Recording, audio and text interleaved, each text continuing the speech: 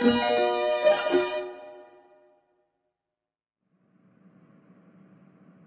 anak-anak semuanya, bagaimana kabarnya hari ini? Semoga semua dalam keadaan sehat ya. Hari ini kita akan membahas tentang cara belajar yang menyenangkan. Tujuannya agar kita mampu belajar lebih baik lagi dan suka dengan hal-hal baru. Nah, sekarang kita masuk pada topik pembahasannya. Belajar menyenangkan itu seperti apa ya anak-anak? Betul sekali anak-anak, belajar yang menyenangkan itu ketika kita belajar tanpa adanya paksaan, kemudian kita juga ingin tahu banyak hal dan senang untuk melakukannya.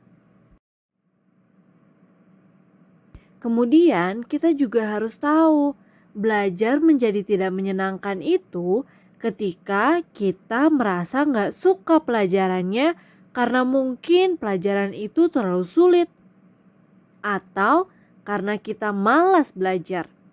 Inilah yang biasanya menghalangi proses belajar dan belajar kita menjadi tidak menyenangkan anak-anak. Nah, kalau begitu, bagaimana ya cara agar kita itu bisa belajar menyenangkan di semua pelajaran? Nah, kalau begitu, kita harus mau belajar hal yang baru. Kemudian kita juga harus belajar tanpa adanya paksaan. Dan ketika dapat melakukannya, kita akan merasa lebih puas. Contoh sederhananya seperti ini anak-anak. Ketika kita ingin mendapatkan nilai baik, bagaimana ya caranya? Nah, ini dia caranya. Yang pertama, kita harus mau mendengarkan guru dengan baik.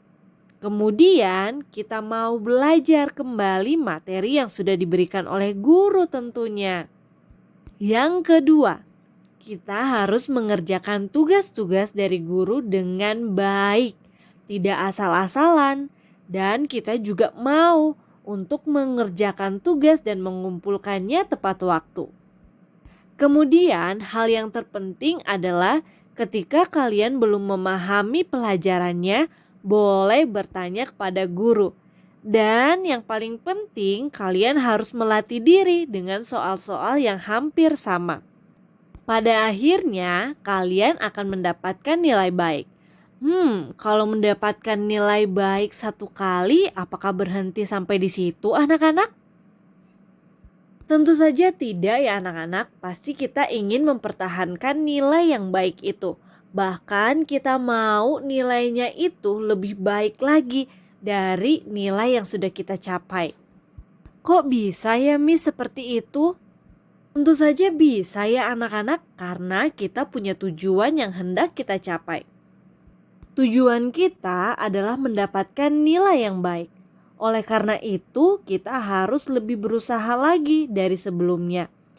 Dan kalau misalnya kita mendapatkan nilai yang baik, pasti kita akan mengulang lagi. Tapi kalau misalnya kita mendapatkan nilai yang kurang baik, kita akan terus mencoba. Karena apa? Karena kita punya tujuan. Tujuannya mendapatkan nilai yang baik.